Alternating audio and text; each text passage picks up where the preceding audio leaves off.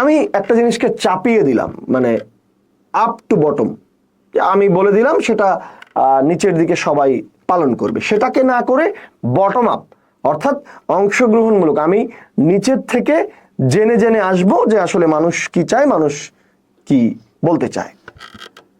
নীতি বাস্তবায়নে যুব সমাজের মতামত, প্রযুক্তি ও বৈশ্বিক প্রবণতাকে গুরুত্ব দেওয়া হবে, এই বিষয়টাও আমি লক্ষ্য করছি। অর্থাৎ যুব সমাজের মতামত থাকবে, প্রযুক্তির একটা অবশ্যই এখানে প্রাধান্য থাকবে, এবং বৈশ্বিক প্রবণতা, এখানে একটা স্পষ্ট গাইডলাইন এসেছে যে আন্তর্জাতিক মানদণ্ডের ব্যাপার এসেছে, সেটা যদিও চাকরির বয়সসীমার ক্ষেত্রে এসেছে, তারপরেও আন্তর্জাতিক একটা বিষয় এসেছে।